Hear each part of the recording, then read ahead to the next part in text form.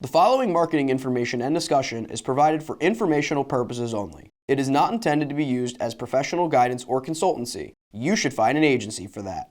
Comexis is a digital marketing agency, so feel free to hire us. But otherwise, just enjoy the show.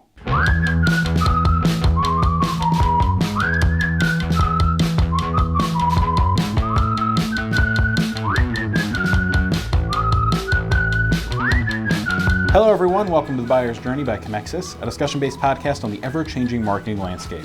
I'm Matthew McGordy, the social media content producer here at Comexis. And I'm Josh Lyons, the digital marketing coordinator here at Comexis. So today is Thursday, and on Thursdays we talk about the retention phase of the buyer's journey. And today we are talking about how many retail communications are too many. This was a fantastic eMarkter report by Reed McCats. I will have the link in the description. There's some excellent charts here. And a lot of the time, in the retention phase, you're trying to retain customers through a variety of different ways. And the reason you want to retain them is either you're offering some sort of subscription service or retainer or something like that, so you want them to pay every month, or you're trying to remind customers, let's say you only sell one-off products like a vacuum cleaner or something. You want people to keep coming back to you either for support for that item or to keep buying your other items, et cetera, et cetera. You want to retain your customer base because they're going to be the ones, hopefully, that will be continuing to make you money. And one of the big ways retailers in general can do that, and businesses in general do that, is through email. But with retail, as I'm sure many of you know, retailers like to send out a lot of emails, a lot of different communications, and sometimes it's a question of how many are too many. I know, for example, I get tons of emails from Old Navy. I get at least one a day, at minimum. Josh, you've told me that Fanatics sends you like 19,000 emails a day. I get at least 3 a day. At least. And we actually talked about this on a prior podcast months ago. But like, if I ever made a sale, they stay quiet for a couple days. But then then after a week or two, they're hitting me 2 or 3 times every day. So it's an interesting model, but I don't like it. I mean, I think if you're not a retailer and you're not super, like, obviously there's going to be a lot of clients that are B2C, but if you're not a retailer, you probably don't need to send that many emails out that often unless for some reason your month is jam-packed full of really important events, really important things occurring in your company, etc. Retailers like Old Navy, they constantly want to remind you about their shirt sale, about their t-shirt sale, about, oh, winter's coming, get a jacket. Because they have a lot of product that they need to get through, and the easiest way to remind people of that is to barrage them with emails. But according to April 2019 data from Yes Marketing, an average of 6 in 10 U.S. digital shoppers said the frequency of retail communications they receive from retailers they have previously purchased from is, quote, just right. And while that sounds reassuring, this figure also means, Katz point out, that roughly 4 in 10 are either being bombarded with retail communications or not getting messages as often as they would like. Some 10% of respondents said they didn't receive text messages from retailers frequently enough, while slightly fewer, 9%, felt the same about push notifications. And when it came to email, 36% of respondents said they were getting too many emails from retailers, more so than the communications they received on social media, 29%, through display ads, 32%, or via push notifications, 34%.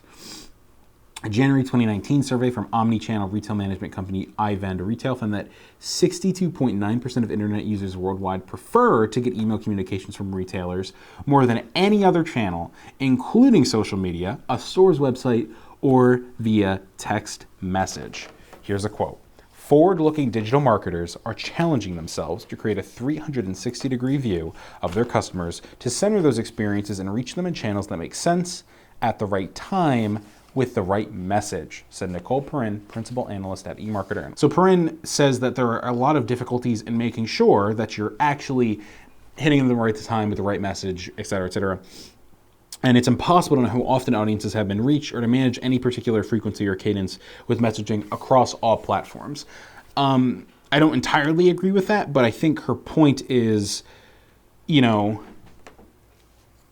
just because you send an email doesn't mean the email got seen in an inbox, even if it didn't get opened. And if it did get opened, okay, you know it got opened, probably, hopefully, for how long it got opened, et cetera, if it led to your website, right?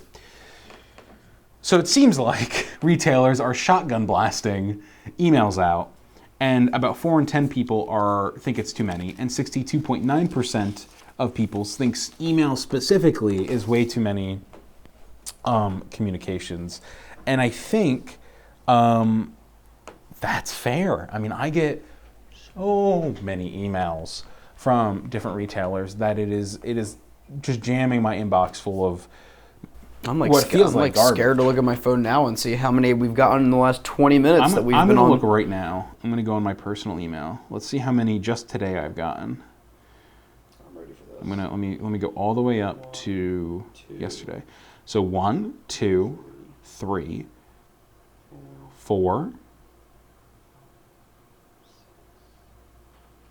5, 6, 7, 8, 9. I've gotten 9 in a day. 10. And some of these I have 12, and it's only 3:30 right now. Yeah, I've gotten 9 so far, and it's about 3:30. And most of these, for example, eBay, I get an email from eBay literally every day. I get an email from Eventful almost every day. Not that Eventful actually counts, but that was just one example. I didn't actually count them in my count of 9. But like Live Nation concerts, probably twice or 3 times a week. Newegg, definitely get 1 a day, basically. So my point here is, you're getting emailed at least once a day trying to remind you of sales, and a lot of people think that's too many. There was a time when I was getting 3 emails from Old Navy like a day, literally. I'm not kidding. I will give them credit where credit's due. So I got an email from Target today, like an hour ago, and it's right up my alley. What is it? TV sale plus PlayStation 4 deal equals Gamers Paradise. So even though I will not be purchasing anything at Target, you definitely hit me with the correct email. So this report's really interesting just because I think you really have to keep in mind how often you're sending out communications. They mentioned ads in here, they mentioned all these other things, and you know, there's typically a steadfast rule specifically about ads, not just other communications like emails. You need to hit somebody 10 times typically before they will convert. And that is still a true rule. I mean, at the end of the day, you need to hit them that many times just so that you're able to stay, one, top of mind, but also because when you're hitting them with an awareness ad, for example, maybe they don't know they have an issue yet until 4 ads deep where they realize, oh yes, I do have this problem, right?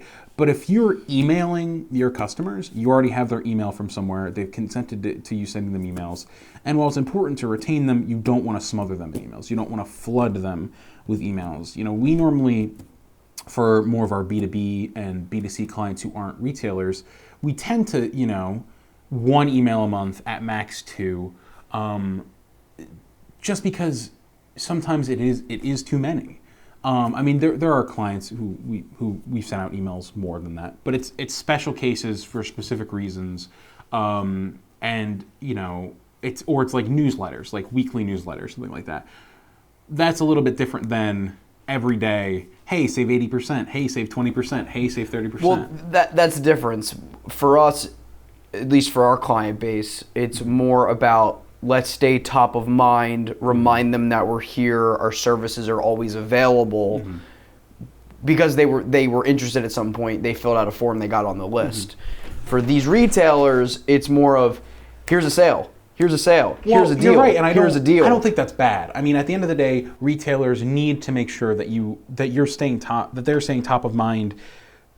Extra top of mind, like, because at Target you just don't buy clothes, you can buy food, you can buy whatever, and I completely get that.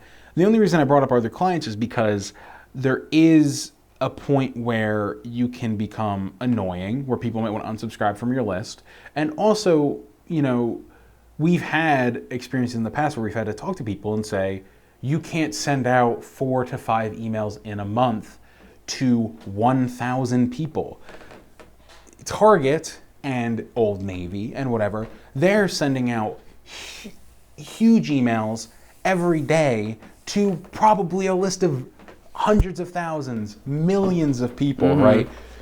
And they can get away with it because they're a retailer, right? Your small list of like 1,000 emails or whatever might not be able to sustain more than like 2 emails a month before it annoys people.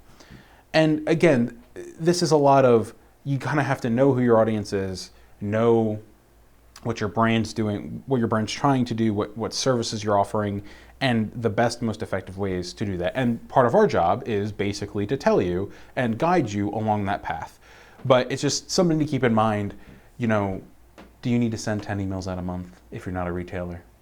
Probably not, right? 1 or 2 might be sufficient. Quality over Quality quantity. over quantity, good content.